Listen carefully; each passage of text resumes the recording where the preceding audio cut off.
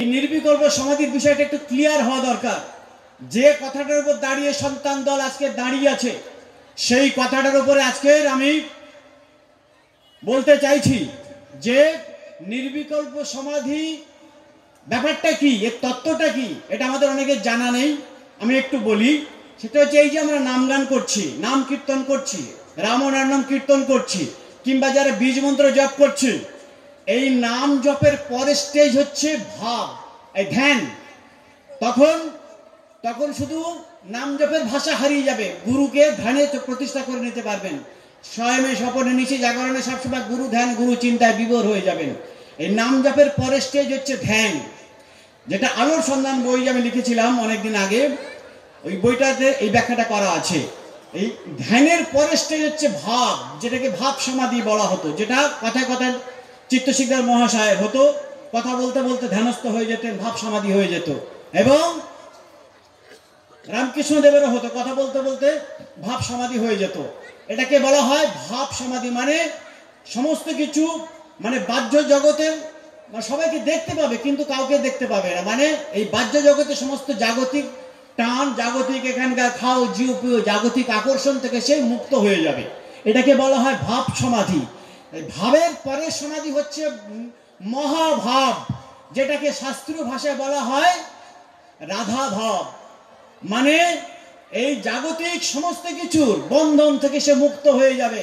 সমস্ত কিছুর মধ্যে সে তার কৃষ্ণ সত্তাকে দেখতে পেয়েছিল। প্রতিটি ধূলিকণার মধ্যে দিয়ে রাধা হেঁটে যাচ্ছে, বলছে আমি আমার ভগবানের গায়ের উপর থেকে পাড়িয়ে যেতে পারবো না, প্রতিটি ধূলিকণার মধ্যে আমি আমার কৃষ্ণকে দেখতে পাচ্ছি। তখন জটিলা কুটিলা বলছে তাহলে তুমি গাছপালার দিকে তাকিয়ে তাকিয়ে চলো। তখন বলছে প্রত্যেকটি গাছপাতা তরুলতার মধ্যে আমি আমার কৃষ্ণকে দেখতে পাচ্ছি। তাহলে তুমি চক্ষু বুঝিয়ে চলো বৃন্দাবনের পথে। এগুলো শাস্ত্রের ব্যাখ্যা সত্য মিথ্যা জানি না।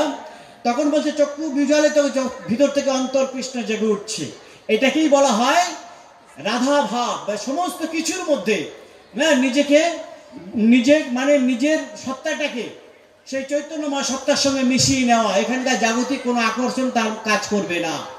এই মহাভাবের পরের স্টেজ হচ্ছে সবিকল্প সমাধি, যেটা 1960 সালে পরম পিতার কাছে দীক্ষা নেওয়ার আগে মাননীয় চিত্তশিকদার মহাশয়, আবারও বলছি, আমি আজকে পরম পিতার আবির্ভাব দিবসে কোনো দাদা ভজনা করছি না, যেটা বিপ্র্যাকটিক্যাল সত্য তথ্য যে সন্তান দলের হৃৎপিণ্ড হচ্ছেন চিত্তশিকদার মহাশয়। তিনি ছিলেন বলেই তিনি দক্ষতার সঙ্গে এক হাতে কড়া চাবুক সম্পাদনা করতেন। আপনারা এই তত্ত্ব জানেন না। আজকের এই কড়া চাবুক নিয়ে যাবে, কড়া চাবুক কে বের করেছে? কড়া চাবুক সমগ্র কে বের করেছে? এই অধমকে দিয়ে করানো হয়েছিল। কিন্তু আমি কোনো বইতে নাম রাখি না। সুনীল মজুমদার এখনো বেঁচে আছে, জিজ্ঞাসা করে নেবেন। আমাকে বলা হয়েছিল তুমি এত খাটনি খাটলে, তুমি অন্তত তোমার নামটা দাও না। আমি কোনো বইতে আমার নাম আমি রাখি না। আমি চেষ্টা করেছিলাম, চিত্তদাকে প্রস্তাব দিয়েছিলাম যে দাদা সমস্ত কড়া চাবুক বিচ্ছিন্ন হয়ে আছে, সমস্ত পত্রিকাগুলো এক জায়গা করে ছাপালে হয় না। চিত্তদা বললেন 4 জন এর আগে চেষ্টা করেছে, পারেনি, তুমি কি পারবে? আপনি শুধু কোথায় আছে আমাকে বলুন ঠিকানাগুলো, আমার কাছে কিছু কালেকশন আছে। তখন যাদবপুর সেন্টার শিকাপিসির চেম্বারে সোভেনিয়ার সাইজে, পত্রিকা সাইজে 2টো খণ্ড ছিল, ওখান থেকে নিয়ে আসলাম। বেহালা অসম গুহ ঠাকুরতার কাছে কিছু কালেকশন ছিল, সেখান থেকে নিয়ে আসলাম। বর্ধমানের আমদার বাড়ি থেকে এরকম ভাবে সমস্ত কালেকশন কমপ্লিট করে চিত্তদার কাছে যখন দেয়া হলো, তিনি সমস্ত সম্পাদকীয় কলমগুলোকে বাদ দিয়ে দিলেন। অন্যান্য যত সন্তান দলের লেখকরা ছিল তাদের নামও লেখা বাদ দেওয়া হয়েছে। আমি এমনকি চিত্তদার যে সম্পাদকীয় কলম লিখতেন সেটাকেও বাদ দিয়ে দিলেন। আমি জিজ্ঞেস করলাম এটা কেন করছেন, এগুলো কাটছাট করছেন কেন? তখন বলছেন এই কড়া চাবুক আগামী দিনের দলিল হয়ে থাকবে, পরম পিতার মুখনিসৃত বাণী। তাই শুধুমাত্র পরম পিতার যে তত্ত্বগুলো মুখনিসৃত বাণী আছে সেই কথাগুলোই এখানে থাকবে। সম্পাদকীয় কলম মানে ওটা আমার বিশ্লেষণী কলম, হতে পারে ঠাকুরের তত্ত্বের উপরে, কিন্তু সেটা আমার বিশ্লেষণী কলম। তাই অন্য কোনো লেখকের লেখা ওই জন্য সরিয়ে দেওয়া হয়েছে। কেবলমাত্র ঠাকুরের মুখনিসৃত বাণীগুলো বা ঠাকুরের ছদ্ম নামে যে লেখাগুলো আছে, চক্রধারী, জনার্দন, এই ধরনের ছদ্ম নামে যেগুলো আছে, সেই ঠাকুরের লেখাগুলোকে নিয়ে করা যাবে সমগ্র প্রকাশ হয়।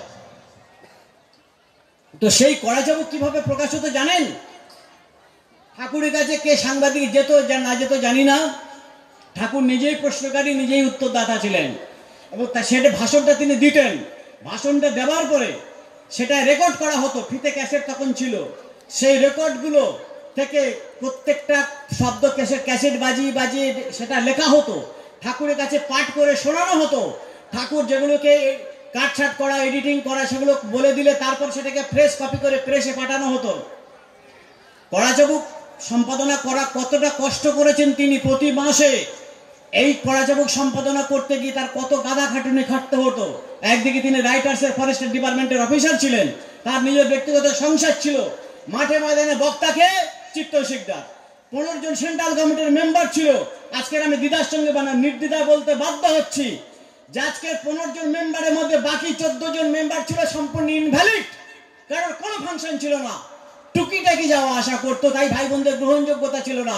মাঠে ময়দানে বক্তব্য চিত্ত শিকদার, সম্মেলন আত্মপ্রস্তুতি শিবির চিত্ত শিকদার, কর্মী সভা চিত্ত শিকদার, বইপত্র বের করা চিত্ত শিকদার। আজকে সেই চিত্ত শিকদার কুখ্যাত আসামি হয়ে গেল আমাদের কাছে, তার অবর্তমানে তাকে আমরা আসামি বানিয়ে দিলাম, তার কথা বলতেই পারি না।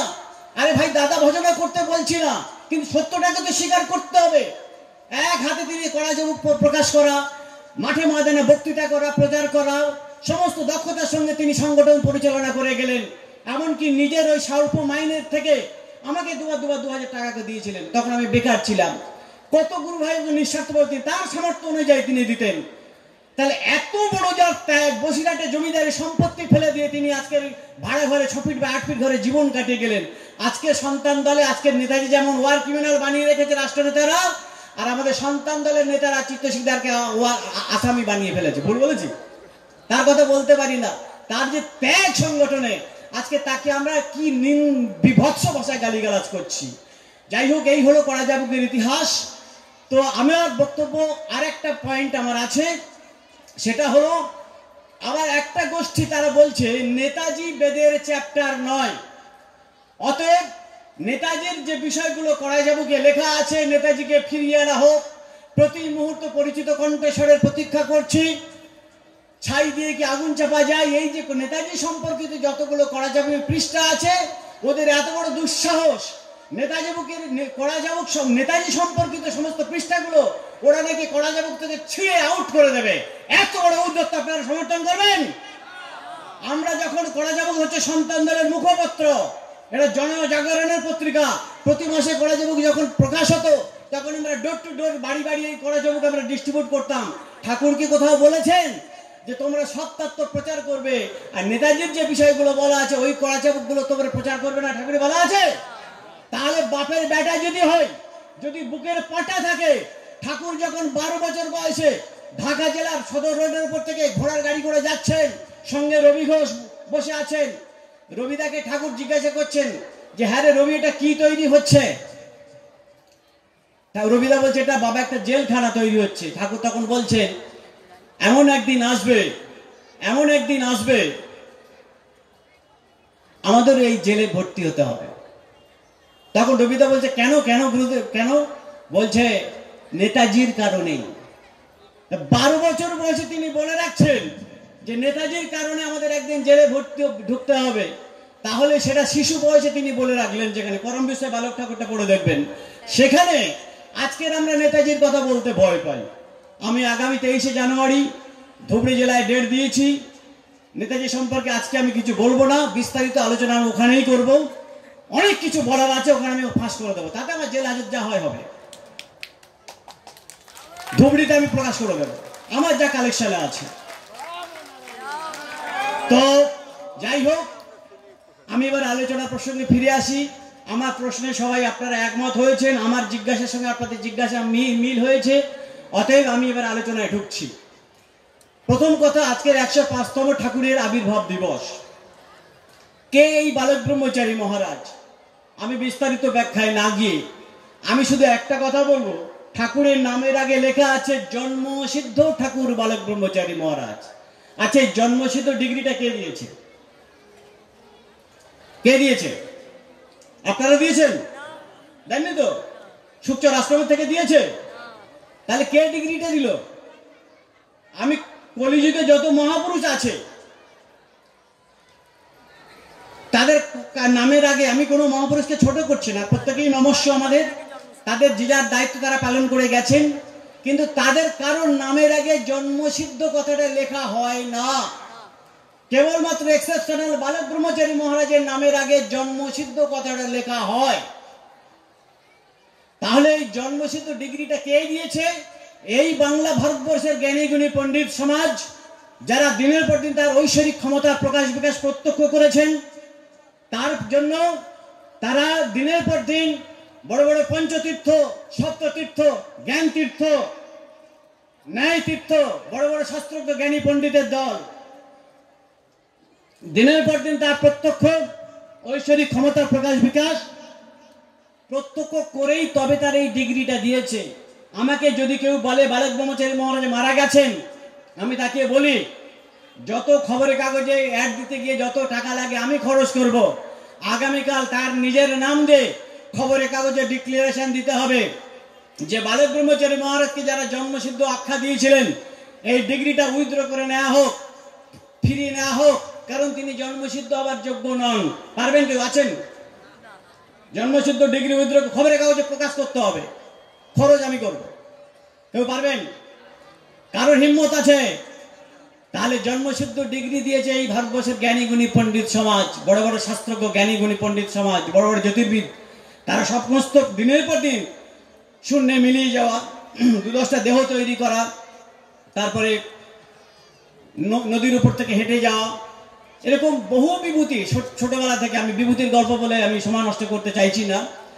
তো এরকম অলৌকিক ক্ষমতা আর প্রকাশ বিকাশ তিনি দিনের পর দিন প্রত্যক্ষ করেছেন। তারপর তারাই জন্মসিদ্ধ এই সমস্ত বড় বড় জ্ঞানী গুণী পণ্ডিতরা তারা এই ডিগ্রিটা দিয়েছে। সুতরাং এই জন্মসিদ্ধির প্রথম সিদ্ধি হচ্ছে অনিমা সিদ্ধি। অনিমা কথার অর্থ কি? নিজেকে অনু করে নেওয়া, মানে বাতাসের সঙ্গে মিলিয়ে নেওয়া। একদিন উড়িষ্যা থেকে একদল গুরু ভাই, মানে গুরু ভাই না, পাবলিক এসেছে সুখচরে ঠাকুরের কাছে দীক্ষা নিতে।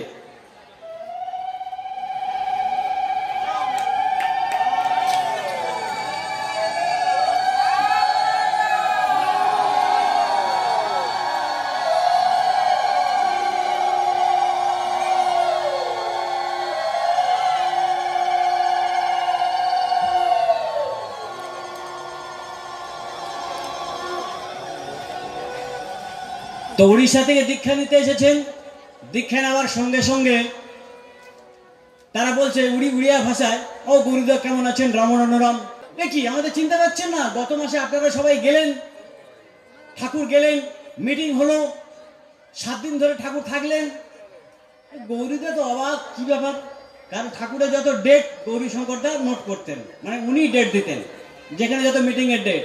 গৌরীদা খাতা খুলে দেখে বলছে, বাবা আমার ডায়েরিতে তুমি উড়িষ্যায় যে 7 দিন ধরে মিটিং করেছো তার তো কোনো নোট নাই। তখন ঠাকুর বলছেন, সব যদি তোর ডায়েরিতে থাকবে তা আমি কি করতে আইছি? আমি তোর সব যদি তোর ডায়েরিতে থাকবে তাহলে আমি কি করতে আইছি? মানে ঠাকুর শুধু একা যায়নি, ঠাকুর যে প্রকাশ্য ধর্মসভা করতে গিয়ে ঠাকুরের সাঙ্গপাঙ্গ যারা যেত তাদেরকে নিয়ে যাওয়া হয়েছে, তারা নিজেরা জানে না।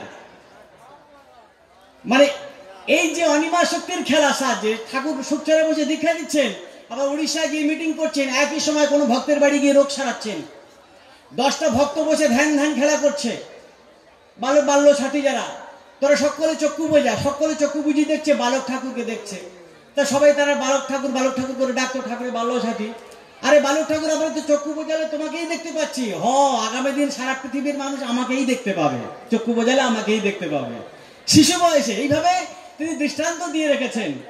আমি যদি তর্কের খাতিরে বলি, অনিমা শক্তি নিজেকে অনু করে নেওয়া, কোন একটা কীট পতঙ্গের রূপ ধরে সুখচরে বসে আছেন সময়ের অপেক্ষা, কালের অপেক্ষায়। অস্বীকার করতে পারবেন? যদি অস্বীকার করেন তাহলে অনিমা শক্তির অধিকারী তিনি নন। নিজেকে অনু করে নিতে পারেন। আমরা সুন্দরবন থেকে প্রায় মাসে আসতাম, লেকটাউন বাড়িতে ক্লাস করতে আসতাম ঠাকুরের কাছে। বসন্ত রায় মাস্টারমশাই এখনো বেঁচে আছেন, 8 তলা বাড়ি। ফট করে ঠাকুরকে প্রশ্ন করেছেন, আচ্ছা বাবা, আমরা যে 3-4টে নদী পার হয়ে তোমার কাছে আসি, হ্যাঁ, তোমার বিপ্লব যখন শুরু হবে তখন আমরা কি করে খবর পাবো?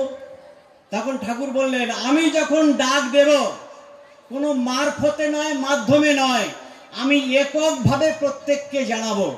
ভাবুন কথাটা, এটা আমাদের নিজে কানে শোনা আমাদের।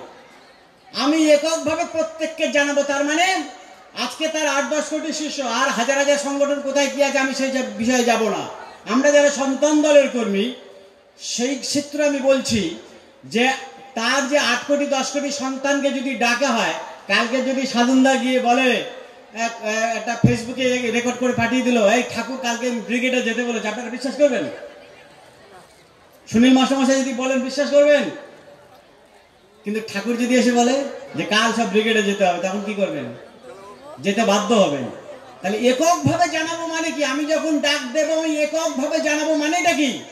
মানে ইন্ডিভিজুয়ালি প্রত্যেকটা সন্তান তার সেই ডাক তিনি শুনতে পাবেন। কিন্তু রিসিভার, এই অ্যান্টেনাটা কিন্তু ঠিক রাখতে হবে। কানেকশন থেকে ছিটকে গেলে কিন্তু হবে না। নামে জপে থাকতে হবে, সুরে তন্ময় থাকতে হবে, বিভোর থাকতে হবে। তবে আপনার রিসিভার যদি গন্ডগোল করে, তাহলে আগে সাদা কালো টিভি ছিল না, ঝিরঝির করতো, সাউন্ড পাবেন না, নির্দেশ পাবেন না। ওই জন্য অ্যান্টেনাটাকে ফিট করে রাখুন। যে কোনো সময় যে কোনো অঘটন ঘটে যেতে পারে, যে কোনো সময় যে কোনো অঘটন ঘটবে। যে মুহূর্তে দাঁড়িয়ে আমরা কথা বলছি, এই মুহূর্তে বর্তমানে 40টা দেশে যুদ্ধ চলছে। এ প্রসঙ্গে পরম পিতার বলা, মাঝে মাঝে আমার চোখের সামনে ঝিলিক বেড়ে উঠছে গৃহযুদ্ধের আভাস। এই গৃহযুদ্ধই একদিন বিশ্বযুদ্ধে পরিণত হবে। ঠাকুরের বলা তো? তাহলে আজকে সেই গৃহযুদ্ধ কিন্তু শুরু হয়ে গেছে। ইউরোপ থেকে যে ঢল নামছে, সেই ঢল রাশিয়া চীন টপকে এক ধাক্কায় গঙ্গার পাড় পর্যন্ত যে থামবে। আমার কাজের প্রথম বই প্রকাশ 2 বাংলা 1। ইউরোপ থেকে ঢল নেমেছে। ইউরোপে 11,000 ভিন গ্রহী প্রাণী, দেখলে অবাক হয়ে যাবেন আপনারা। 11,000 ভিন গ্রহী প্রাণী নেমেছে। কি কাজ চলছে আপনারা দেখলে অবাক হয়ে যাবেন। এবং এই যে ভিন গ্রহী প্রাণী 11,000 নেমেছে জ্যোতির্বিদ্যার দাবি। এবং ঠাকুরের বলা আছে না, প্রয়োজন যদি হয় আমি হিমালয় থেকে যোগীদের নামিয়ে আনবো, তবু কোর্স আমি কমপ্লিট করব। যদি এও প্রয়োজন হয় অন্য গ্রহ থেকে সন্তান নামাতে হয়, তাও নামাবো, তবু কোর্স আমি কমপ্লিট করবো। ঠাকুরের বলা তো? আজকের হিমালয় থেকে যে হিমালয়ে যারা ভূতত্ত্ববিদ তারা বলছে হিমালয়ে 3টে ফাটল দেখা দিয়েছে, যে কোনো সময় হিমালয়ে তলিয়ে যাবে, যে কোনো সময় হিমালয়ে তলিয়ে যাবে। কারণ যে 3টে দেশে হাঁটা পথে যাওয়া যায়, যে 2টো দেশ, কোন 2টো দেশ? রাশিয়া আর চীন। মাঝখানে হিমালয়তে বেড়া হয়ে আছে, আর আপনারা কিন্তু পুরো প্রবেশদ্বারে আছেন। এই প্রবেশদ্বারে আপনাদের দায়িত্ব অনেক বেশি।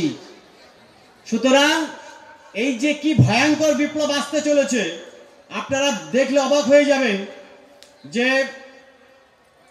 এই যে ছবিটা আপনাদের দেখাচ্ছে, মানে সারা পৃথিবীর মানচিত্রটা, এই ছবিটাতে পরিষ্কার বড় বড় বিজ্ঞানীরা তাদের স্যাটেলাইট ক্যামেরার সাহায্যে দেখিয়ে দিয়েছে এই যে বর্তমান পৃথিবীর মানচিত্র। এই যে উত্তর আমেরিকা, দক্ষিণ America, Australia, Africa, Europe, Asia মহাদেশ, এই সাদা অংশে জায়গা এই বর্তমান পৃথিবীর মানচিত্র। এই যে আপনারা মাটিতে বসে আছে, এই মাটির নিচে কতগুলো লেয়ার আছে, নুড়ি, বালি, জলের লেয়ার আছে। জাহাজ যেমন জলে ভাসে, তেমনি আমরাও জলে ভাসছি। এই পৃথিবী যে পার সেকেন্ডে যে 22-23 কিলোমিটার বেগে ঘুরছে, প্রচন্ড ঘূর্ণনের ফলে পৃথিবী থেকে এই মাটিগুলো সব আস্তে আস্তে ছিন্ন ভিন্ন হয়ে গেছে। আবার বিজ্ঞানীরা স্যাটেলাইট ক্যামেরার সাহায্যে দেখাচ্ছে, এই যে আবছা আবছা কালো রঙে দেখতে পাচ্ছেন, এগুলো কিন্তু প্রশান্ত মহাসাগর, আটলান্টিক, বিশাল বিশাল প্লেট। প্রশান্ত মহাসাগর, আটলান্টিক মহাসাগর, ভারত মহাসাগর, 3টে মহাসাগরের বুকে থেকে প্লেট যাচ্ছে, মানে এখনকার ভূখণ্ডের থেকে আর বেশি আয়তন নিয়ে। বুঝতে পারছেন? এটা কিন্তু বিজ্ঞানীদের পেপার, সন্তান দলের পেপার না। এটা খবরের কাগজ বর্তমান পত্রিকা। 7ই নভেম্বর 1993 সালে বেরিয়েছিল। টাইমস অফ ইন্ডিয়াতেও আছে। এগুলো ঘরোয়া আলোচনা করতে সুবিধা হয়। তাহলে কি ভয়ঙ্কর পরিবর্তন, আপনারা অবাক হয়ে যাবেন। এগুলো বিজ্ঞানীদের পৃথিবীর উত্তর মেরু, দক্ষিণ মেরু একদম স্থান পরিবর্তন করতে পারে। বিজ্ঞানে যার ব্যাখ্যা মেলেনি, মানে বিজ্ঞানীরা যার ব্যাখ্যা পাচ্ছে না, পৃথিবীর মাটির নিচে কি ভূ আলোড়ন হচ্ছে, এটা কিন্তু খবরের কাগজের কথা। এটা দৈনিক টেক্সট পত্রিকা বাংলা। সুতরাং এই যে ভূ আলোড়ন শুরু হয়েছে, উত্তর মেরু দক্ষিণ মেরু, যেটা ঠাকুরের বলা নর্থ পোল সাউথ পোল হবে। মান্য মাস্টার যখন ঠাকুরকে অঙ্ক শেখাচ্ছেন, বীরুর অঙ্কে মন নাই, তখন তো তালপাতা কলপাতা ছিল, তখন স্লেট পেন্সিল খাতা কলম ছিল না। বীরু আপন মনে আঁকি ঝুঁকি করছে। মাস্টারমশাই আনন্দ মাস্টারমশাই ভীষণ খেপে গেছে। আরে বীরু, তো আমি এত করে বক বক করছি, তোর অঙ্কে মন নাই? মাস্টারমশাই, পৃথিবীটা এক কাত হয়ে আছে, আমি সোজা করে বসায় দিতাম। তার মানে মাস্টারমশাই এখানে যোগ বিয়োগ শেখাচ্ছেন, আর বীরু অঙ্ক করছে পৃথিবীটা ওই যে 23.5 ডিগ্রি হেলে ঘুরছে, ওটাকে কি করে সোজা করে বসিয়ে দেওয়া যায়। কখন করছেন? 10-12 বছর বয়সে অঙ্কটা করা হচ্ছে। তাহলে কোনো প্রাক প্রস্তুতি, কোনো গ্রাউন্ড প্রিপারেশন না থাকলে একটা 10-12 বছরের বাচ্চা ঘোষণা করতে পারে? একটা 5 বছর 3 মাস বয়সের বাচ্চা, সেখানে তিনি স্বপ্নের মাধ্যমে আপনাদের এই ত্রিপুরা জেলার ময়নামতি পাহাড়ে সাধনা করতেন। মনাই ফকির বিখ্যাত সুফি সাধক ছিলেন। সেই মনাই ফকির গ্রাম বাংলা দিয়ে হেঁটে গেলে সেই গ্রাম বাংলায় হাম বসন্ত কলেরা হতো না। সেই মনাই ফকির তাকে স্বপ্নের মাধ্যমে ডেকে এনে দীক্ষা দিয়ে বলছে, দেখ মনাই, আমি সব ঘরের দেয়াল ভেঙে দিয়ে যাব, সব সীমানার গণ্ডি মুছে দিয়ে যাব, সারা পৃথিবীতে এক ঘর এক পরিবার বানাবো। সুতরাং এই কথার কেউ ব্যাখ্যা বুঝতে পারতো না। এতটুকু বাচ্চা কি বলতে চাইছে? একটা 5 বছরের বাচ্চা কথা বলতে পারে? আপনার আমার ঘরের বাচ্চারা এই কথা বলতে পারে যে সব ঘরের দেয়াল ভেঙে দিয়ে যাবে? সব ঘরের দেয়াল ভেঙে কি শ্মশান করে দিয়ে যাবে? ঘর বাড়ি ভেঙে দিবে? কলকাতার 46তম বেলেঘাটায় 46তম জন্মোৎসব পরিষ্কার ব্যাখ্যা দিয়ে বললেন যে খণ্ড জাতি খণ্ড নীতি আমি রাখবো না, খণ্ড জাতি খণ্ড নীতি আমি রাখবো না। সারা পৃথিবীতে এক ধর্ম হবে, এক জাতি হবে, এক নীতি হবে। প্রয়োজন যদি হয় 10 আনা 6 আনা করতে হয় তাও করবো, তবু আমি আমার কাজ এক জাতি এক নীতি এক বিশ্ব পরিবার এক রাষ্ট্র ব্যবস্থা সমাজ ব্যবস্থা আমি আমার জীবদ্দশাতেই করে দিয়ে যাব। তারই জন্য সৃষ্টি করেছে এই ঐতিহাসিক সন্তান দল। তাহলে আগামী দিন আপনাদের দায়িত্ব আসছে, আছে তো নাকি? আমি 2-3টি উদাহরণ দিচ্ছি। ডাক্তার বিধানচন্দ্র রায় মুখ্যমন্ত্রী ছিলেন, পাতাল রেল স্যাংশন করে ঠাকুরের কাছে গিয়ে বলছেন, গুরুদেব গুরুদেব করে বলতেন, গুরুদেব আজকের একটা বিল স্যাংশন হয়ে গেল। কি বিল? না, পাতাল রেল স্যাংশন হয়ে গেল। ঠাকুর বললেন, ওটা কি উড়ালপুল করতে পারলি না? তাহলে সাধারণ মানুষের কামে আইতো? এই পাতাল রেল করলে সাধারণ মানুষের খুব একটা কামে আইব না। না গুরুদেব, কিছু করার নেই, বিল পাস হয়ে গেছে। ঠাকুরকে বলছেন, বিধান রায় মুখ্যমন্ত্রী ছিলেন বাংলা পশ্চিমবাংলা। তখন ঠাকুর মুচকি হেসে বলছেন, তা করছস কর, তোর কি কামে লাগবো জানি না, আমার অনেক কামে লাগবে। এবার বিধান রায় চমকে উঠেছে, তোমার আবার কি কাজে লাগবে? বলছে, ওই যে কলকাতায় এত মরা পড়বে না, তো ওগুলো তো দাহ করার লোক থাকবে না। আমার সন্তানেরা মুখে রামের নাম কীর্তন করতে করতে ওই মরা সরিয়ে সরিয়ে পাতাল রেল ভরাট করবে। তাহলে আগামী দিন আপনাদের দায়িত্ব আছে, আছে তো? আপনারা ভাবছেন যে সন্তান দল এখন লিডারলেস হয়ে গেছে, আর বিপ্লব হবে, আর কি ঠাকুর ডাকবে? না, ভুলেও এই চিন্তা আনবেন না মাথায়। আমার সন্তানরা যারা আমার কাছে দীক্ষা নিয়েছে, তার বাবা ঠাকুরদা না, তার 14 পুরুষ পর্যন্ত উদ্ধার হয়ে যাবে। এমনকি যে প্রসূতি মা সন্তান সম্ভবা, সেও যদি দীক্ষা নেয় তাহলে তার সন্তানও, তার গর্ভের সন্তানও উদ্ধার হয়ে যাবে। আপনারা সেই জন্মসিদ্ধ গুরুকে পেয়েছেন। আমার সন্তানেরা যদি এঁটো পাতা খেয়ে ছুড়ে দেয়, 10 হাত দূর থেকে যদি কোনো বিদেই উড়ে যায়, তারাও মুক্তি পেয়ে যাবে। তাহলে আপনারা সেই বাপের সন্তান, আপনাদের অনেক বড় দায়িত্ব আছে। আপনারা ভাবছেন আমরা সব রামশ্যাম যদু মধু, আমাদের কি ভ্যালু আছে? হ্যাঁ, আমাদের কোনো ভ্যালু নেই, আমরা কি করব? না, এটা ভুলেও ভাববেন না। ঠাকুর বলছেন, আমি কেষ্ট বিষ্ণু দুর্গা কালী সব বেটা বেটিকে নামিয়েছি, সব চোখে ঠুলি বাঁধা আছে। ওই যে দেখো না, মন্দিরে মন্দিরে পূজা হয়, তোমরা গিয়ে ফেল ফেল করে দাঁড়িয়ে দেখো, আর পূজাটা হয়ে গেলে ছুটে এসে তোমাদের প্রসাদটা আগে দিতে আসে। কেন জানো? তোমাদের চোখে ঠুলি বাঁধা আছে, ঠুলিটা সরে গেলে দেখবো ওখানে তোমরাই দাঁড়িয়ে আছো, পূজা তোমাদেরই হয়। তাহলে হু ইজ ইউ? আপনারা কারা? আপনারা কারা? আপনারা রামশ্যাম যদু মধু নয়, আপনারা পূর্ণ ব্রহ্মের বাচ্চা, আপনারা বিশ্ব বিরাটের সন্তান। যে ধ্বনি হতে বিশ্ব ব্রহ্মাণ্ডের সৃষ্টি হয়েছে, সেই নারদ ধ্বনির মালিক হচ্ছেন পরম পিতা বালক ব্রহ্মচারী মহারাজ।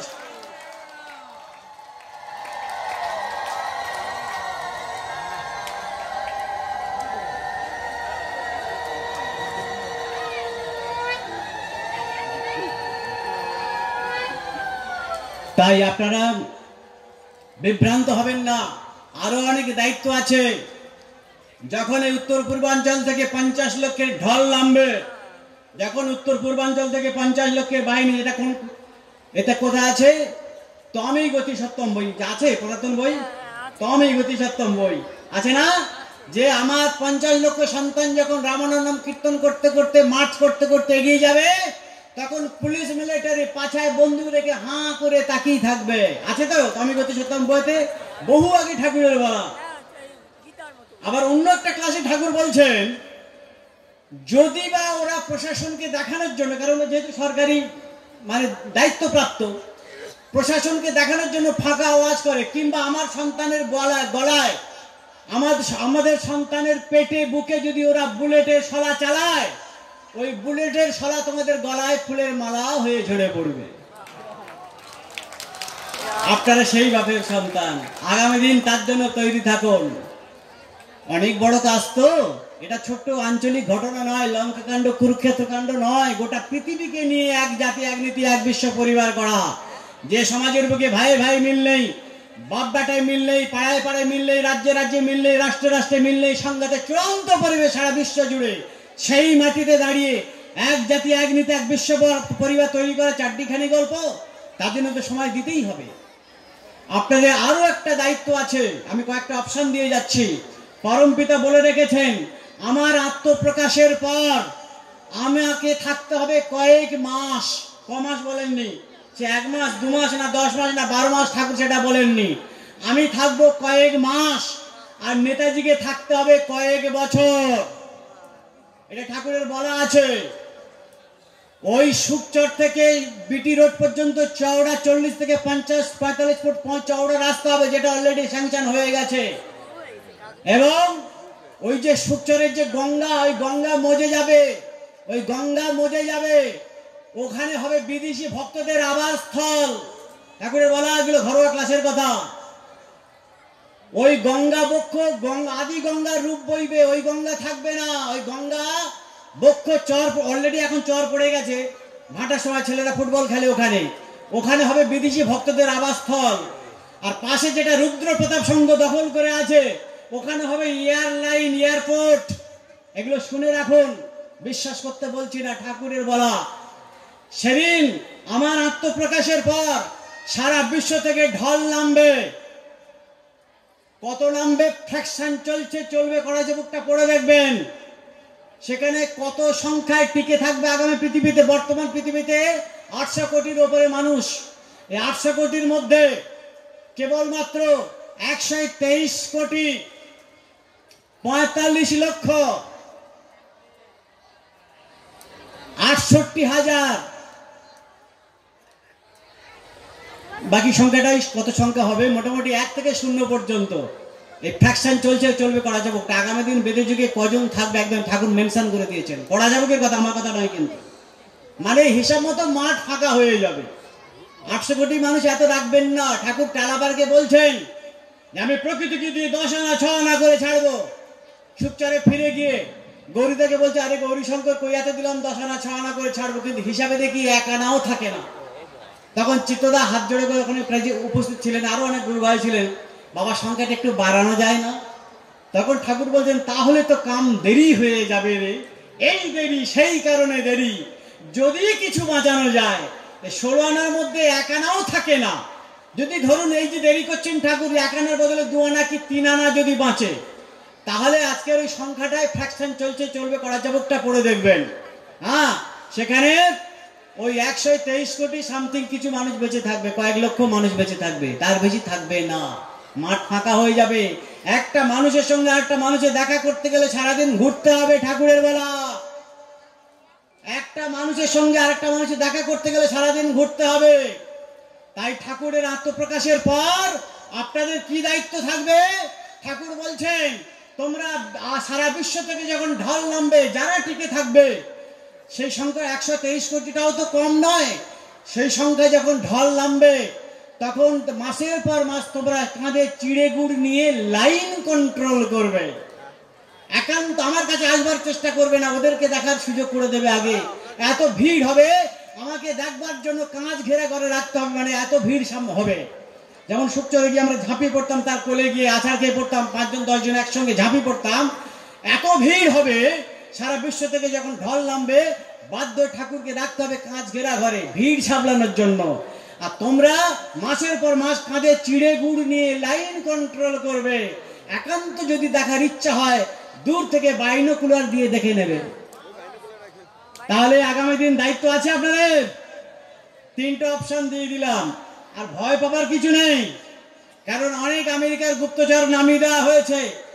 সন্তান দলের অধ্যায় থেকে রামনবমটাকে মুখে থেকে কেড়ে নেওয়া চক্রান্ত চলছে, নেতাজির চ্যাপ্টার কেড়ে নেওয়া চক্রান্ত চলছে, কড়াযোগীর পাতা থেকে নাকি ওরা ছিঁড়ে বাদ দেবে। এইসব চক্রান্তে কাজ হবে না, কারণ ঠাকুর ওই কড়াযোগীই বলে দেখেছেন, ভেতরে ভেতরে হাল ধরার কাজ শুরু হয়ে গেছে অনেকদিন আগে থেকেই।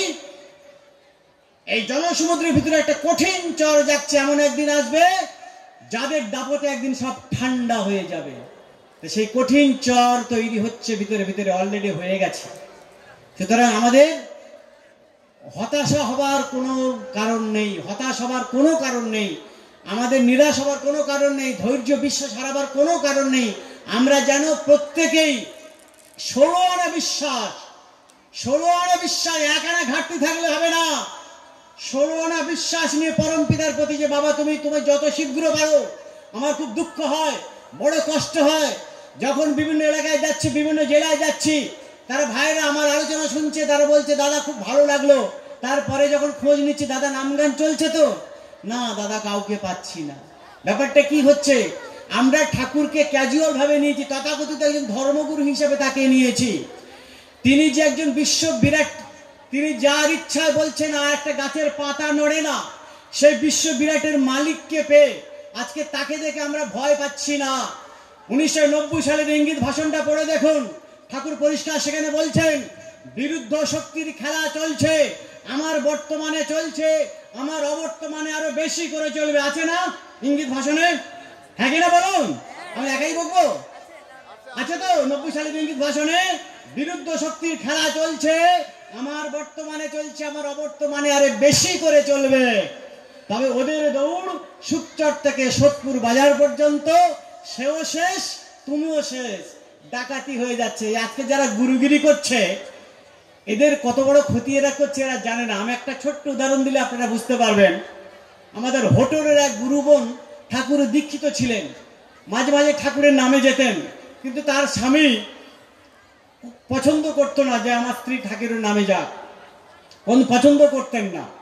কিন্তু সেই স্বামী হঠাৎ একটা দুরারোগ্য রোগে আক্রান্ত হয়ে মৃত্যুর সঙ্গে শেষ টান উঠে গেছে, পাঞ্জা কষছে। তখন তার চিন্তা চেতনার উদয় হয়েছে। তখন তার স্ত্রীকে বলছে, হ্যাঁ রে, তুই যে গুরুর দীক্ষা নিয়েছিস, তোর এই গুরুর নামটা আমার একটু কানে কানে বলে দিবি? তার স্ত্রীর পরান্ত, স্বামী কষ্ট পাচ্ছে, মৃত্যু যন্ত্রণা ছটফট করছে, বলছে হ্যাঁ কেন পারবো, সে তো জানে না।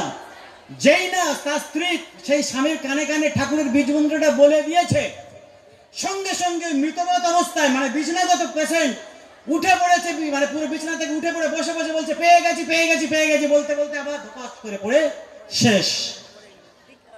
এই ঘটনা যখন ঠাকুরের কাছে গেল, ঠাকুর বললেন যে ওর মাত্রাটা, ও যে আমার বীজ পেয়েছিল, ওর মাত্রাটা ওর স্বামী চুরি করে নিয়ে চলে গেল, ও মুক্তি পেয়ে গেল। সুতরাং আজকের বালক ব্রহ্মচারী মহারাজের দীক্ষা যারা নিয়েছেন, যদি তারা দীক্ষিত হয়ে থাকেন, তারা যারা গুরুগিরি করছে, রাজকীয় কাঠের সিংহাসন বানিয়ে, ঠাকুর সারা জীবনে একটা ভাঙা চৌকির উপরে বসে দীক্ষা দিয়ে গেলেন, তার একটা ভালো সিংহাসন জোটেনি, আর তার পোলাপানেরা রাজকীয় সিংহাসন বানিয়ে গুরুগিরি করছে। এরা যে নিজেদের কত বড় ক্ষতি করছে, এদের যে মাত্রা থেকে এরা সবাইকে বলছে মেসেঞ্জারে ধরেছে, এদের যে নিজেরাই এরা মেসেঞ্জারের কবলে পড়েছে, এদের যে মাত্রা চুরি হয়ে যাচ্ছে এরা নিজেরাই জানতে পারছে না। সেটাই ঘটনা দিয়ে বলে দিলাম, বাকিটা ড্যাশ ড্যাশ ড্যাশ। অতএব আমরা আমাদের দায়িত্ব, আগামী দিনে অনেক অনেক বড় দায়িত্ব আসছে। ঠাকুর সারা বিশ্ব জুড়ে আগামী শুধু 40টা দেশে যুদ্ধ নয়, 27টা দেশে বন্যা চলছে, বন্যা। আগামী বছরের সারা পৃথিবীতে 100টা দেশে দুর্ভিক্ষ লেগে যাবে, সারা পৃথিবীতে 100টা দেশে দুর্ভিক্ষ লেগে যাবে, হাহাকার লেগে যাবে। 30 বছর পার করেছেন মানে আরো 30 বছর সময় পাবেন, তা কিন্তু পাবেন না, অত সময় আর দেবেন না ঠাকুর। সেটা আপনারা বিশ্ব পরিস্থিতি থেকে তাকে আলাই বুঝতে পারবেন। জাল গোটানো শুরু হয়েছে। আমার কাজের প্রথম বহিঃপ্রকাশ 2 বাংলা 1। আগে বাংলাটাকে গোছানো হবে, তা থেকে সারা ভারত থ হয়ে যাবে। কোন বইতে আছে? পরম চৈতন্য মহাপ্রকাশ আলোক ঠাকুর বইয়ে পড়ে দেখবেন। আগে বাংলাটাকে গোছানো হবে, তা থেকে সারা ভারত থ হয়ে যাবে। তারপর ভারতটাকে যখন গোছানো হবে, তা থেকে সারা বিশ্ব থ হয়ে যাবে। আজকে সেই বাংলা গোছানোর কাজ শুরু হয়েছে। বাকিটা ড্যাশ ড্যাশ ড্যাশ বুঝে নেবেন। অ্যাকশন যাত্রা বই আছে কারো কাছে? অ্যাকশন যাত্রা বই, অ্যাকশন যাত্রা বইটা পড়ে দেখবেন। ওখানে স্বর্ণালী হত্যার ঘটনা লেখা আছে। বাকিটা ড্যাশ ড্যাশ ড্যাশ বুঝে নেবেন। বাংলার কি অবস্থা আগামী দিন হতে চলেছে, কারণ এটা পরম পিতার লেখা অ্যাকশন যাত্রা। এটা কিন্তু কারো আপনার আমার লেখা না, ঠাকুর হিন্স দিয়ে রেখেছেন। ফার্স্ট অপারেশন, সিংহাসন খালি রাখা যাবে না। সেকেন্ড অপারেশন, সিংহাসন খালি রাখা যাবে না, খালি রাখা যাবে না। থার্ড অপারেশন, লিডারলেস, ভয়ে দিল্লির মসজিদে কেউ বসতে চাইবে না। ভারতবর্ষের জনগণ ত্রাহি ত্রাহি করবে, কে আছো বাঁচাও, কে আছো বাঁচাও বলে। সেদিন একমাত্র বিপদের বন্ধু হিসাবে, উদ্ধারকর্তা হিসাবে ত্রাতার ভূমিকা নিয়ে নেতাজি সুভাষচন্দ্র বসু তার 50 লক্ষের আর্মি নিয়ে আত্মপ্রকাশ করবেন। তার জন্য আমরা মানসিকভাবে যেন প্রস্তুত থাকি।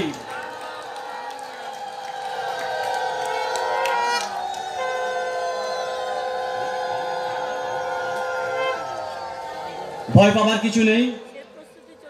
আমি বাংলাদেশের মুক্তিযুদ্ধে 2-3টে ঘটনা তুলে ধরছি। 17 জন বাংলাদেশিকে, তখন পূর্ব পাকিস্তান ছিল, 71 সালের ঘটনা বলছি। 17 জনকে দাঁড় করিয়ে দেওয়া হয়েছে, একটা একটা করে গুলি করা হচ্ছে।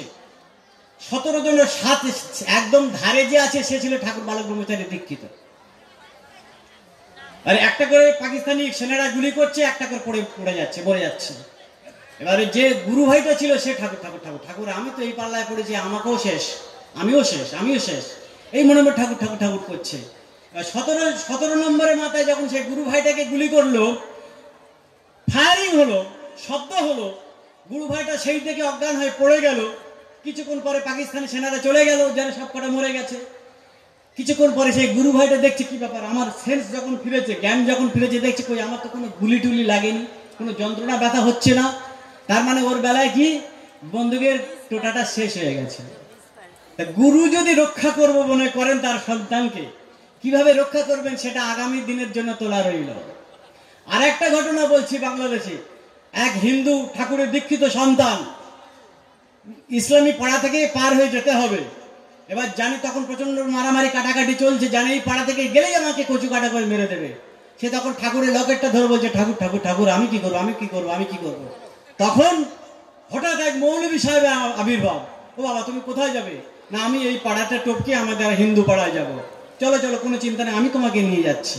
বলে ইসলামী পাড়াটাকে পার করে দিয়ে তার পাড়াতে ঢুকিয়ে দিয়ে মৌলভী সাহেব উদাও হাওয়া। আরেকটা ঘটনা বলি বাংলাদেশে, ওই 71 সালের ঘটনা। 71 সালের ঘটনা, একটা ঘরে কিছু গুরু ভাই বোন নাম কীর্তন করছে। এবারে পুরো বিশাল ফৌজ এসেছে, দুষ্কৃতকারী।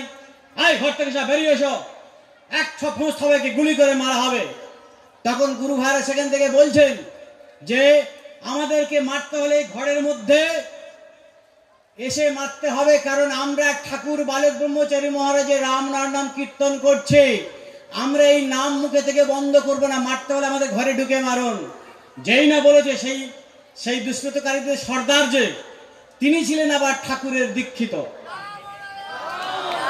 খেয়াল করে দেখুন, যেই বলেছে বালক ব্রহ্মচারীর নাম আমরা বন্ধ করব না, তখন তার সঙ্গপাঙ্গকে বললো তোমরা দাঁড়াও, আমি ভিতরে ঢুকি। ভিতরে ঢুকে গিয়ে বলল, মানে ওই দুষ্কৃতকারীর যে সর্দার, সে ছিল মানে ছোটবেলায় আর কি মৃত্যুর সঙ্গে মানে মৃত্যু সব পথযাত্রী ছিল, তাকে মৃত্যুর হাত থেকে ঠাকুর বাঁচিয়ে দিয়েছিলেন। তার কথাটা মনে পড়লো যে এই বালক ব্রহ্মচারী মহারাজ, এই বালক ঠাকুরের কৃপায় তো আমার জীবন পেয়েছিলাম, আমার উচিত তার সন্তানদের রক্ষা করা। গুরু ভাই বোনদের কাছে গিয়ে বললো যে তোমরা এক কাজ করো, আমি একটা খালি গাড়ি আনিয়ে দিচ্ছি, তোমাদেরকে নিরাপদ জায়গায় পৌঁছে দিচ্ছি, আমার কথাগুলো বিশ্বাস করো, আমি তোমাদের ঠাকুরের দীক্ষিত সন্তান। বললে কমান্ডার আদেশ করলেন, সঙ্গে সঙ্গে একটা খালি গাড়ি এনে গুরু ভাই বোনগুলোকে একটা নিরাপদ জায়গায় পৌঁছে দেওয়া হলো। এই 3টে অপশন দিয়ে দিলাম আগামী দিনের জন্য। এই একই দিন আসছে তোমরা দীক্ষা নিয়েছো, দক্ষিণা দাওনি, দক্ষিণা তোমাদের দিতে হবে, রক্ত দক্ষিণা। বলো পারবে দেবে? আমরা হাজার হাজার ভাই বোন সেদিন কাতারে কাতারে চিৎকার করে বলেছিলাম হ্যাঁ বাবা পারবো। ঠাকুর বলেছিলেন ডাক দিলে তুমি আসবে তো? আমরা বলেছিলাম হ্যাঁ বাবা ডাকবো। আজকে সেই প্রতিশ্রুতির কথা কেন আপনারা ভুলে যাচ্ছেন? রক্ত দক্ষিণা যখন দেওয়ার জন্য শপথ করে রেখেছেন, সেই রক্ত দক্ষিণা দেওয়ার জন্য প্রস্তুত হতে হবে আগামী দিনের জন্য। ভুল বলেছি আমি? কারণ আপনারা ঠাকুরের কাছে প্রতিশ্রুতিবদ্ধ। ঠাকুর আপনাদেরকে প্রত্যেকটা মিটিংয়ে শপথ করে নিতেন, বলতেন আমার বিপ্লব জ্ঞানের বিপ্লব, বলতেন না? আমার বিপ্লব প্রেমের বিপ্লব, আমার বিপ্লব ন্যায়ের বিপ্লব, আমার বিপ্লব সত্যের বিপ্লব, আমার বিপ্লব আত্মরক্ষার বিপ্লব, আমার বিপ্লব সশস্ত্র সর্বাত্মক বিপ্লব। আমি ডাক দিলে তোমরা সবাই আসবে তো? আমরা সবাই হাত তুলে বলতাম হ্যাঁ বাবা ডাকলে আসবো। গেদের মিটিং 1993 সালে 27শে মার্চের মিটিংয়ে ঠাকুর একটু ঘুরিয়ে কায়দা করে বললেন, আজকের বাড়িতে গিয়ে গেদের মিটিং এর লাস্টের দিকটা শুনবেন। ঠাকুর মিটিং শেষে হই তথাকথিত ধারায় একইভাবে বলছেন আমি ডাক দিলে সবাই আসবে তো? সব গুরু ভাই হাত তুলে বললো হ্যাঁ বাবা পারবো, হ্যাঁ বাবা যাবো। তখন ঠাকুর একটা চ্যালেঞ্জ দিয়ে দিলেন সূক্ষ্মে, দেখি কিরকম আসবো। কি কথাটা আছে গেদের মিটিংয়ে? গেদের ভাষণটা আজকে শুনবেন, এটা খুঁটি খুঁটি শুনতে হয়। শুধু ফোন নিয়ে ঘাঁটাঘাঁটি করে সময়টা নষ্ট করে কাদা ছোঁড়াছুড়ি না করে ঠাকুরের ভাষণগুলো শুনবেন, ঠাকুরের বইগুলো পড়বেন। ওগুলো তো উইপোকা ধরে যাচ্ছে। এই বইটা আছে, হ্যাঁ আছে, ওই বইটা আছে, হ্যাঁ আছে। ওই বইটা কি আছে বলুন তো? মাথায় নাই, কেন পড়েনি তো। টাকা আছে, বই বেরিয়েছে, কিনে ঘর ভর্তি করে, আলমারি ভর্তি করেছি, বাক্স ভর্তি করেছি। আজকে 10 মিনিট হলো, 30 মিনিট হলো, কিন্তু বইগুলো পড়বেন আপনারা, বইগুলো আপনারা পড়বেন।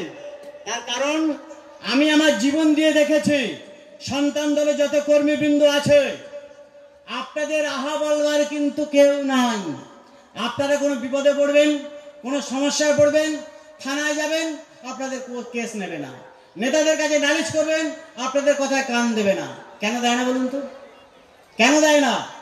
দেয় না এই কারণে, কারণ সূক্ষ্মে একটা র্যাডারে ওদের কাছে খবর হয়ে যায়, ওদের কাছে একটা খবর হয়ে যায়, র্যাডারে খবর হয়ে যায় যে এদের মাথার উপরে একজন কেউ না কেউ আছে।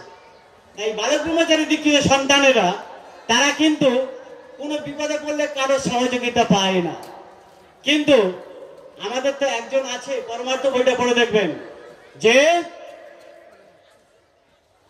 আমি আমার সকল শিষ্যের সেট নষ্ট করে দিয়েছি। আছে না পরমার্থ বইতে? সেট মানে কি? মাথার আচ্ছাদন।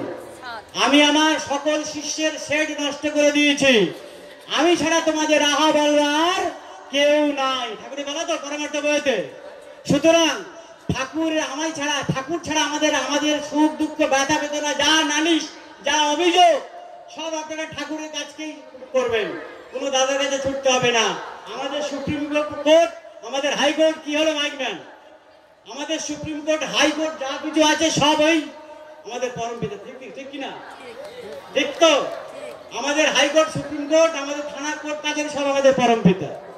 সুতরাং এই জায়গাটা আমাদের খেয়াল করতে হবে যে আমাদের বিপদের বন্ধু আমাদের পরম পিতা।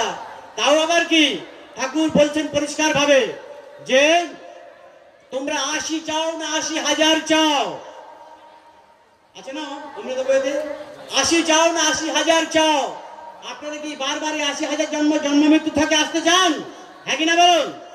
চান না তো? আপনারা এই 81 জীবনটাকে পার করাতে চান। তাহলে 81 জীবনে যদি পার করাতে হয় তাহলে গুরুর নির্দেশ অক্ষরে অক্ষরে পালন করতে হবে। আমি আমার জীবন দিয়ে দেখেছি, যখন আপনি খুব চূড়ান্ত সমস্যায় পড়বেন, খুব চূড়ান্ত বিপদে পড়বেন, আপনি হাতের কাছে ঠাকুরের যে কোনো একটা বই নিয়ে, তার মুখনিষ্ঠিত বাণী যে কোনো একটা বই নিয়ে আপনি প্রথম যে পৃষ্ঠাটা খুলবেন সেই পৃষ্ঠাতেই আপনার সমস্যার সমাধানের কথা লেখা থাকবে। ভুল বললাম? সুতরাং ঠাকুরের বইগুলো পড়বেন, কারণ শুধু ভক্তিতে থাকলে ছিটকে যাবার ভয় থাকে। তাই তত্ত্বপ্রত্য হতে হবে, মাঝে মাঝে তত্ত্বগুলো পাঠ করবেন। তাই আমাদের নামও দরকার, জপও দরকার। তত্ত্ব আলোচনা শুধু নয়, তত্ত্বে প্রতিষ্ঠিত হতে হবে। মুখস্থ পণ্ডিত হয়ে লাভ নাই, তত্ত্বকে আত্মস্থ করতে হবে, ভিতর থেকে অনুধাবন করতে হবে, উপলব্ধি, তখন তো আপনার ডেলিভারি আসবে। তাই তত্ত্বকে গভীর সত্তায় গেঁথে নিতে হবে, তবেই হবে পরম পিতার কাছে যাওয়া সার্থক। তাই আমার প্রত্যেকটা সন্তান যারা আছেন তাদের কাছে আমার হাত জোড় করে অনুরোধ, আপনারা ভয় পাবেন না। আগামী দিন যে ভয়ঙ্কর দিন আসছে, যেটাতে হযরত মুহাম্মদ সাল্লাল্লাহু আলাইহি সাল্লাম বলেছিলেন, অবিসারকুম বিল মাহাদি আজিবুন মাতি আলা ইফতিলাফিম মিনান নাচি ওয়ালা জালাজিলা। আমি আমার উম্মতদের মধ্যে তখন আবার অবতীর্ণ হব যখন দেশে দেশে প্রবল হারে ভূমিকম্প হবে আর ভাই ভাই ভাতৃবিরোধ হবে। আজকে সারা বিশ্ব থেকে তাকিয়ে দেখুন, একটা ফ্যামিলি সুস্থ নেই, ভাই ভাই ভাতৃবিরোধ চলছে। প্রতিদিন খবরের কাগজ খুললে ভূমিকম্প, বন্যা, মহামারী, জলোচ্ছ্বাস লেগেই আছে। এই অবস্থায় প্রমাণ করছে যে এই অবস্থা থাকবে না, বিপরীত অবস্থা আসতে বাধ্য। কারণ বর্তমান সমাজ ব্যবস্থায় যে ঘুম ধরে গেছে, এই সমাজ ব্যবস্থা থাকতে পারে না। আমরা বিশ্বাস করি যে একটা দ্রৌপদীর বস্ত্র হরণের জন্য অত বড় কুরুক্ষেত্র কাণ্ড হয়েছিল, একটা সীতা অপহরণের জন্য অত বড় লঙ্কা কাণ্ড হয়েছিল, আজকের আর্যকরের অভয়া কাণ্ড আজকের বলতে বাধ্য হচ্ছে। এই যে লম্বা লম্বা বাবরি চুলওয়ালা বালকের অন্ত্যেষ্টি করে দিয়েছেন আজকাল পত্রিকার ছাপা, এই লম্বা লম্বা বাবরি চুলওয়ালা বডি একটা পচা লাশকে এনে বালক ব্রহ্মচারীর দেহ বলে চালানো চক্রান্ত হয়েছিল। আজকের জ্যান্ত লাশের কৈফিয়ত দিতে হবে এদেরকে। আগামী দিন জনচেতনায় আনবে সত্যিকারের বিপ্লব।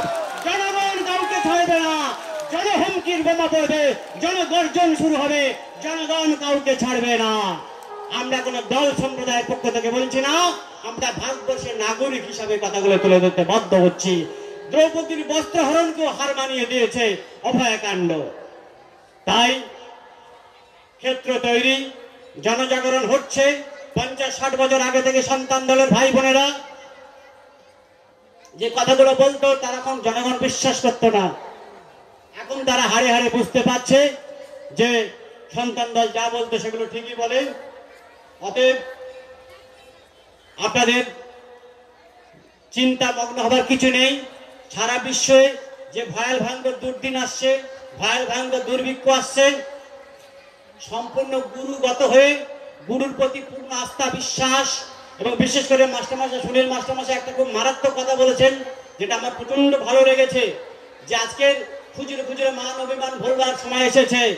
আমি একটা ছোট্ট উদাহরণ দিচ্ছি, সেটা হচ্ছে যখন পঞ্চপাণ্ডব ধর্মরাজ্য প্রতিষ্ঠা হয়ে গেল, রাজকার্য ছেড়ে দিয়ে হিমালয়ের পথে যাত্রা করলেন স্বর্গারোহণ পর্ব। স্বর্গারোহণ পর্বে দেখা যাচ্ছে কি না, প্রথমে দ্রৌপদীর পতন হলো। দ্রৌপদী পতনের আগে যুধিষ্ঠিরকে বলছেন, ধর্মরাজ আমার কেন পতন হচ্ছে? তখন দ্রৌপদী বলছে যে তুমি পাঁচটা স্বামী পাওয়া সত্ত্বেও কর্ণের প্রতি তোমার আসক্তি ছিল, এমনকি সখা কৃষ্ণের প্রতি তোমার আসক্তি ছিল।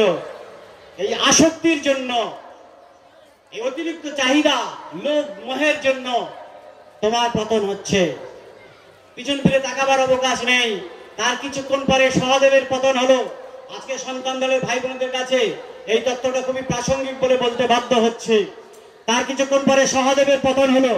সহদেবের যখন পতন হলো তখন সহদেব ধর্মরাজকে বলছেন, দাদা আমার কেন পতন হচ্ছে?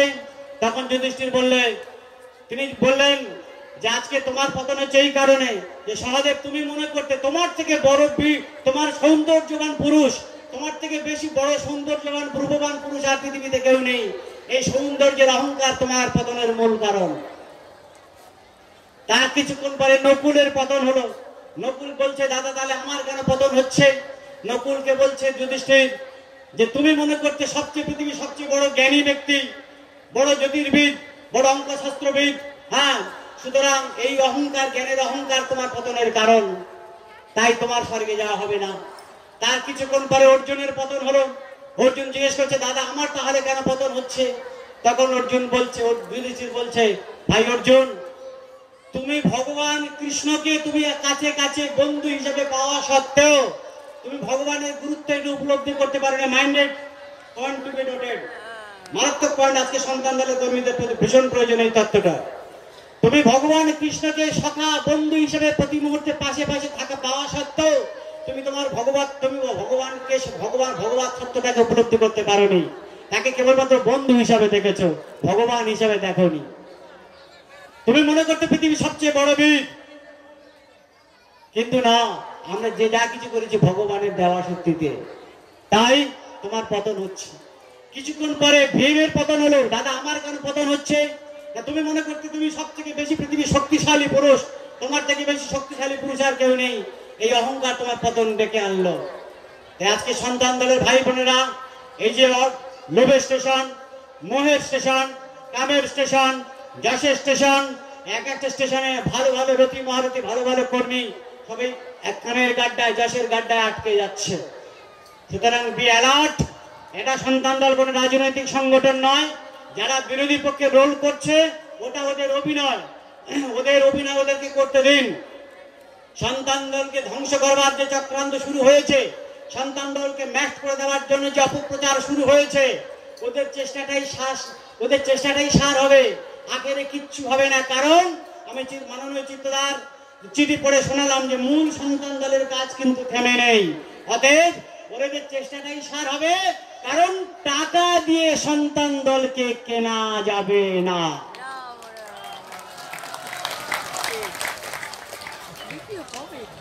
সুতরাং যে যা রোল সে করছে, আমাদের রোল ধর্মপক্ষে ধর্ম সৈনিক হিসাবে গুরুর নির্দেশ আদেশ পালন করে যাওয়া, এটাই আমাদের দায়িত্ব, এটাই আমাদের কর্তব্য হবে যতদিন না পরম পিতার ডাক পাবো আমরা। কারণ আগামী দিন কোন মুহূর্তে ডাক দেবেন ঠাকুর বলেন, নেতাজি কণ্ঠস্বর কিংবা মস্কো রেডিও থেকে কণ্ঠস্বর ভেসে আসার আগে ঠাকুরের কিন্তু একটা ঘোষণা হবে, সে যে কোনো মাধ্যম ধরেই হোক। পরে যাবুকের কথা 10টা শর্ত দেওয়া হবে রাষ্ট্রনেতাদের উদ্দেশ্যে, সেই শর্ত যদি তারা মানতে না পারে তখন আমি মাঠে নামতে বাধ্য হব। আমি আমার বাল বাচ্চাদের নিয়ে করা যাবে কাছে না। সুতরাং সেই 10টা শর্ত আসবে, পরম পিতার ডাক আপনারা পাবেন, সেই শর্ত দেওয়া হবে। অতএব বিশাল বড় কর্মযজ্ঞ চলছে। আপনাদের মনে একটু প্রশ্ন জাগে না যে 80,000 জন্মের পাওনা গন্ডা ঠাকুর এক জীবনে পার করাচ্ছেন, তাও আর 12 আনা প্রোটেকশন তিনি দিচ্ছেন, মানে আমাদের হয়ে ঠাকুর 12 আনার যন্ত্রণা ভোগ করছেন। এটাকে আমরা খেয়াল করি? আমাদের হাজার হাজার জন্মে 80,000 জন্মের পাওনা গন্ডা ব্যথা জ্বালা দুঃখ যন্ত্রণা যা কিছু, তার 12 আনার যন্ত্রণা ঠাকুর ভোগ করছেন আমাদের হয়ে। 4 আনা আমাদের ভাগে দিয়েছেন তিনি, তাও আমরা সহ্য করতে পারছি না, বাবা বাবা করে চিৎকার করছি। তাও ঠাকুর অমৃত বইতে বলে রাখছেন, তাও যদি সহ্য করতে না পারো আমি একটু সইয়ে সইয়ে মাত্রায় মাত্রায়, একেবারে তিনি দুম করে বড় সমস্যা দিচ্ছে না, সইয়ে সইয়ে দিচ্ছেন, তাও সহ্য করতে পারছি না, তাতেও তারও অপশন ঠাকুর দিয়ে রেখেছেন যে যদি তাও সহ্য করতে যদি না পারো, 4 আনা তোমাদের ভাগে দিয়েছি দুঃখ জ্বালা যন্ত্রণা, তাও যদি সহ্য করতে না পারো একবার যদি বাবা বলে ডাকো, আমি উপর থেকে থাকবো, হাত বাড়িয়ে তুলে নেবো। আছে না অমৃত বইতে? সুতরাং যে যার রোল সে করছে। যুধিষ্ঠির যখন স্বর্গে গিয়ে দেখলো যে দুর্যোধন সিংহাসনে বসে, যুধিষ্ঠিরের মাথা গেছে গরম হয়ে, এই শয়তানটা এখানে কেন? গোটা বংশ দুর্বংশ করে দিয়ার এই সিংহাসনে বসে আছে। তখন নারায়ণ বলছে, যুধিষ্ঠির ওখানে তো তোমরা সব অভিনয় করতে গেছে, কেউ শকুনের রোল করছে, কেউ দুর্যোধনের রোল করছে, কেউ দুঃশাসনের রোল করছে, কেউ পাণ্ডবদের রোল করছে, কেউ ধর্মরাজের রোল করছে। যে যার অভিনয় তাকে দেওয়া হয়েছে, যার যার অভিনয় দেওয়া হয়েছে, দুর্যোধন সে তার অভিনয় ফার্স্ট হয়েছে, তাই সে সিংহাসনে বসেছে। অতএব আগামী দিনে যে যার রোল, কেউ বলছে ঠাকুর নেই, কেউ বলছে নির্বিকল্প সমাধি মিথ্যা, কেউ বলছে সংকোধনী কথা ঠাকুর বলেনি, যে যার রোল ওরা করুক, অযথা সমালোচনা করে সমালোচনা করবেন না। কারণ হাতে গোনা দিন, মাইন্ডেড, হাতে গোনা দিন। যে দিনটা আজকে চলে যাচ্ছে এই দিনটা কিন্তু কালকে ফেরত পাবেন না। এই পরনিন্দা পরচর্চা শকুনির কাজ করতে করতে তাদের নোংরা গুলো খেয়ে ফেলতে যাবেন না, বিপদে পড়ে যাবেন। ওরা ওদের কাজ করুক, আপনারা আপনাদের কাজ করুন। ভিতরে ভিতরে মজবুত সংগঠন তৈরি করে রাখুন, ভিতরে ভিতরে পোক্ত হয়ে থাকুন। ঠাকুর বলেছেন কি, আমি নাইট্রিক অ্যাসিডে ঝালিয়ে ঝালিয়ে খাঁটি সোনা কটা নেব। ঠাকুর বলা আছে না আলোক ঠাকুর বইতে, এই নাইট্রিক অ্যাসিডে ঝালানো হচ্ছে। এই নাইট্রিক অ্যাসিডে ঝালিয়ে ঝালিয়ে খাঁটি সোনা কটা নেবেন। আসবে লাখো কোটি, থাকবে আঙুলে গোনা কয়েক গোটে। সেই পরীক্ষা আপনার আমার সবার উপর থেকে চলছে, ঘাড়ে গর্দান সবার ঝুলছে। কে যাবে কে থাকবে, হিসাব কে রাখবে, আগামী সে দিনগুলি চোখে ভাসছে। অতএব বি অ্যালার্ট প্রত্যেকটি গুরু ভাই বোন। আমরা শেষ মুহূর্ত পর্যন্ত বেদবাণী বইতে ঠাকুর বলছেন, ফার্স্ট টু লাস্ট টিকে থাকাটাই বড় কথা। এর মাঝে কি করলে আমি দেখতে যাব না। আজকের আমাদের অস্তিত্ব রক্ষার লড়াই, আজকে সন্তান দলে বলিয়ে কেউ নাই। ঠাকুর পরিষ্কার বলে রেখেছেন 90 সালের ভাষণে যে বিরুদ্ধ শক্তির খেলা চলছে, আমার বর্তমানে চলছে, আমার অবর্তমানে আরো বেশি করে চলবে। সেদিন তো কেউ বলিয়ে থাকবে না। আজকে যেমন কেউ বলিয়ে নাই, হ্যাঁ এখন কেউ বলিয়ে নাই। কারণ কে গাইডলাইন দেবে? আগে কিছু একটা হলে ঠাকুরের কাছে ছুটে যেতাম, ঠাকুরের অবর্তমানে চিত্তদার কাছে ছুটে যেতাম। এখন আর কেউ বলিয়ে নাই। কিন্তু ভেবো না হামসে হাম, আমি কিন্তু আড়াল থেকে সব লক্ষ্য করবো, আছে না ইঙ্গিত ভাষণে? আজকে সেই হামসে হাম চেহারাটা দেখানো হচ্ছে। ঠাকুর জানেন যে আমার অবর্তমানে আমার সন্তানেরা হামসে হাম চেহারা দেখাবে, নিজেকে তুলে ধরা। ঠাকুর আজকে আড়াল হয়ে যাচ্ছে। আজকের বাবাতন্ত্র বাদ দিয়ে দাদাতন্ত্র প্রতিষ্ঠা হয়ে যাচ্ছে। এক একটা দল, 5 জন 10 জন 20 জন মিলে একটা করে দল। আরে বাবা, এই কি হচ্ছে? ঠাকুর যেখানে গন্ডি ভাঙতে এসছেন, দল সম্প্রদায় ভেঙে এক জাতি এক নীতি এক বিশ্ব পরিবার করতে এসছেন, আমরা গন্ডি তৈরি করছি। এত লবি, এত গোষ্ঠী কেন? সারা বিশ্বে যেখানে এক ধুয়ে মুছে সাফ হয়ে যাবে বিরোধী গোষ্ঠী, আমাদের পিঁপড়ের মতো দলা পাকাতে হবে। কারণ বান আসছে, বিশাল বড় দায়িত্ব সন্তান দলকে পালন করতে হবে। সুতরাং তার জন্য আমরা যেন মানসিকভাবে তৈরি থাকি। কোনো কারণে ঠাকুর কিন্তু আমরা যে যা করছি কিন্তু খেয়াল করবেন, আড়াল থেকে সব লক্ষ্য করছেন। এই ভয়টা যদি আমাদের মনের মধ্যে থাকে, তাহলে চোরের ভয় কাকে দেখে? পুলিশকে দেখে, তাই না? হাটে যাক, বাজারে যাক, হাটে যাক, মাঠে যাক, সবসময় ভয়, এই বুঝি পুলিশ ধরে ফেলে, এই বুঝি পুলিশ ধরে ফেলে। তেমনি আমাদের এরকম ঠাকুর যেহেতু বলে রেখেছেন 90 সালে যে আমি কিন্তু আড়াল থেকে সব লক্ষ্য করব, অতএব আমি ভালো কাজ করি আর মন্দ কাজ করি, যে যা কিছু করি না কেন, ঠাকুর কিন্তু আড়াল থেকে সব লক্ষ্য করছেন। এটা কিন্তু বিয়ালাট, খুব সাবধান। অতএব আমাদের প্রত্যেকটা কৃতকর্মের জন্য আমাদের হিসাব দিতে হবে, কৈফিয়ত দিতে হবে। তাই আপনাদের কাছে হাত জোড় করে বারবার করে বলছি, কোন দাদাকে রাখবেন না মাঝখানে। ভক্ত এবং ভগবান, there is no third person. মাঝখানে কোন দাদাকে রাখবেন না। একমাত্র গুরুই আমাদের শুরু, গুরুই আমাদের শেষ। এর মাঝখানে কোনো কথা হবে না, কোনো দাদাতন্ত্র চলবে না। একমাত্র বাবাতন্ত্র, পরম পিতার নির্দেশই চূড়ান্ত নির্দেশ। সুতরাং আগামী দিন তার জন্য মানসিকভাবে তৈরি থাকুন।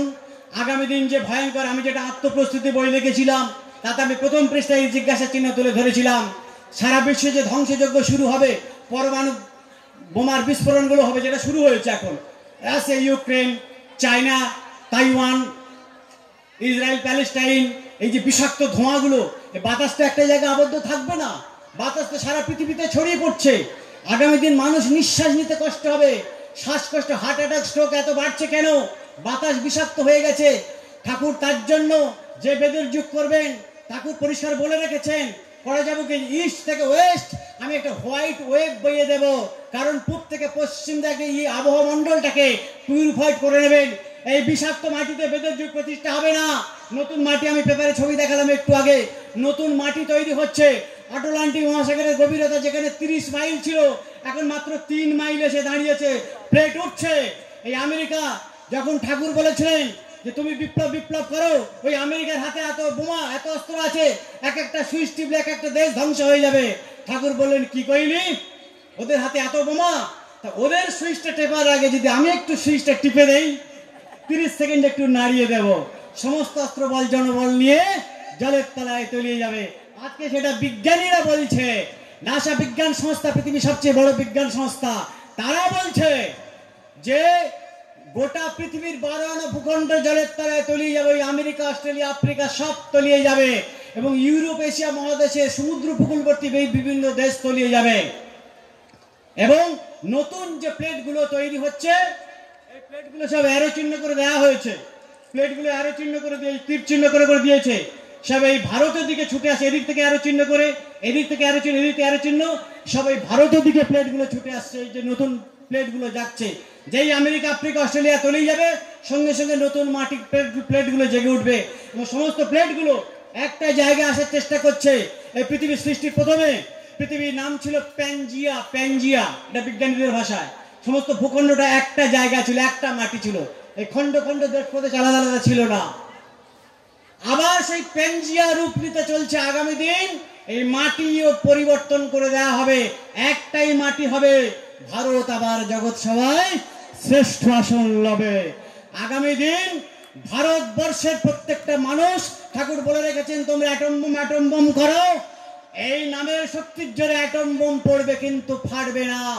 মনোবিজ্ঞানীরা গবেষণা করতে গিয়ে দেখবে কি করে এই অসম্ভব সম্ভব হলো। সেদিন মানুষ জানতে পারবে যে দিনের পর দিন সন্তান দলের অখ্যাত অজ্ঞাত কর্মীরা এই যে রাম নাম কীর্তন প্রচার করে চলেছে, সেই নাম কীর্তনের ফলে ভারতে অ্যাটম পড়ছে, ফাটছে না। সেদিন তাহলে আপনারা কত বড় কাজ করছেন বুঝতে পারছেন? আপনি ভাবলেন এই পশ্চিমবাংলার বাইরে গিয়ে উড়িষ্যায়, উত্তর ভারত, দক্ষিণ ভারতের নাম প্রচার করার কোনো জায়গায় যাবার দরকার নেই। আপনি আপনার এলাকায় নাম করুন, আপনি আপনার বাড়িতে বসে 10 জন 20 জন ভাইকে নিয়ে নাম করুন, কোনো অসুবিধা নেই। চিত্তশিকদার মহাশয় সঠিক পথে দিশা বইটা পড়ে দেখবেন যে ঘরে বসে হোক বা এলাকায় এলাকায় হোক, 5 জন 7 জন 10 জন 20 জন মিলে একদিনও যেন নষ্ট না হয়, নামের জোয়ার তুলতে হবে। মারুগঞ্জ ধামে যখনই সময় পাবেন চলে আসবেন।